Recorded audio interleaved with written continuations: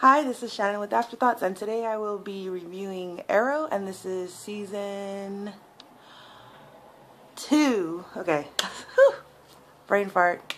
Season 2, episode 16, and this episode is titled Suicide Squad. So this episode is pretty much a Diggs-centric episode. He gets probably out of the 40 some odd minutes, he's getting about 35 of them bad boys. So, it was surprising when I saw the name of the episode. I'm thinking, okay, we're going to see the Suicide Squad come in and wreak havoc. But the way it started out, it was Diggs was getting back together with his ex-wife. They show a few flashbacks on how they saved how Diggs saved a terrorist he saved him while they were getting ambushed somehow, but he was going in to give some type of information to the government on how to try to save other lives and whatnot. So Diggs ended up saving this guy. Supposedly this guy turns a new leaf. So they flashbacked on how, I guess that's how Diggs and his ex-wife first met. So now they're in a new relationship together, and they're having a philandering night at a hotel when his ex-wife, estranged wife, gets called into the office, and Diggs is with her, and Miss Waller wants to speak to him too. So he actually becomes the leader, the head of the Suicide Squad. So they send him on this, the Suicide Squad. It includes the Bronze Tiger, Shrapnel, and, what's his name? Deadshot. So it's quite exciting to see the back and forth between Deadshot and Diggs, because they really don't like each other. Sorry, I'm a little sick, so my voice is going in and out. Anywho, they're on this mission to see what's up with this terrorist whom Diggs saved back in the day, and they think he's doing some type of new terrorism here in the States. So he meets him at an art gallery. Supposedly he's some type of philanthropist and humanitarian. He gives to charities, and he's, turned a new leaf and thinks to Diggs he's, a good man now. But unfortunately, he is brewing some type of chemical warfare down in his basement.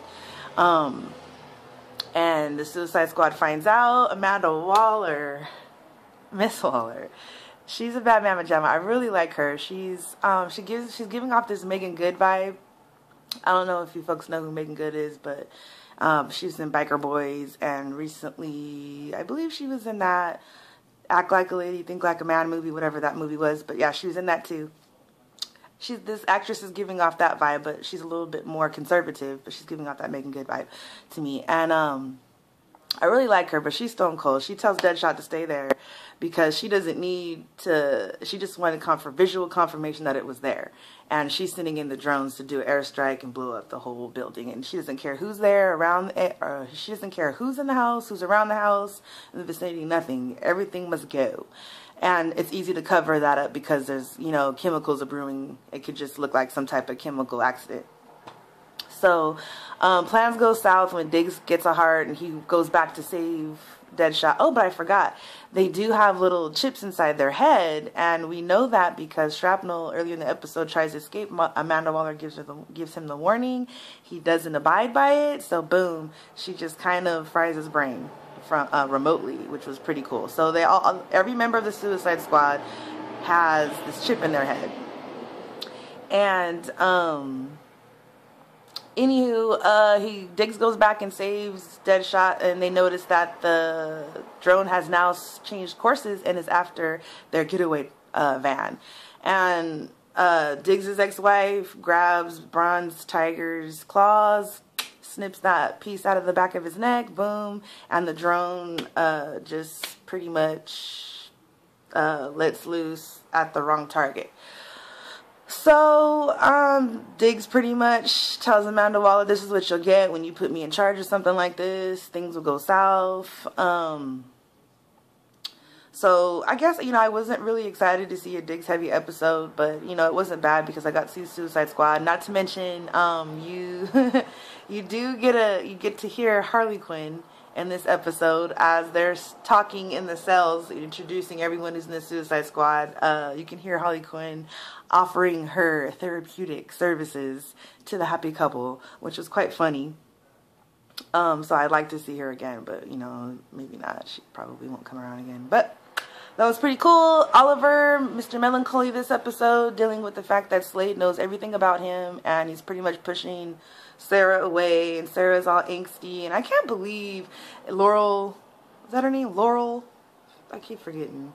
She was less annoying this episode. Actually, I just couldn't believe she was giving Sarah advice on her ex-boyfriend, whom her sister,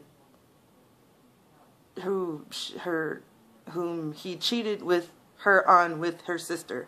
I can't believe she's giving them, I need to get away from that situation. That is just so dirty. That is just, I don't know. It's very messy. Very messy situation. So at this point, are you saying that Laurel and him are never happening? I don't know. And is Sarah gonna get the axe by Mr. Deathstroke? And then at the very end, I'm like, okay, what are they gonna show me at the very end of this episode?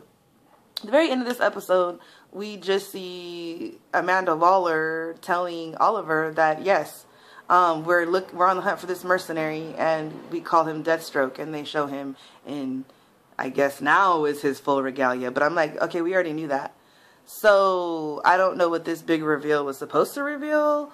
But I'm sure that was Slade, right? And I don't know. So maybe someone can comment and tell me if I'm missing something with that reveal. Is Deathstroke not Slade? I don't know. Anyway, that's, oh, let me grade. I will give this episode a B+. I was very engrossed. I did not miss Roy at all. Did not miss Thea at all. Felicity did her job. But I did enjoy seeing the Suicide Squad and getting away from the other characters. Although Diggs kind of annoyed me in the beginning of this episode, I kind of just forgot his terrible acting and just fell right into it. So, yeah, I'll give this episode a B+, and I mostly because I get the B+ because we get to hear Harley Quinn, and she sounds like, you know, she sounds like, I have to look it up on IMDb or on the web or something, but she does sound like the chick in the game, Arkham Asylum, and the cartoon. So I guess I will see.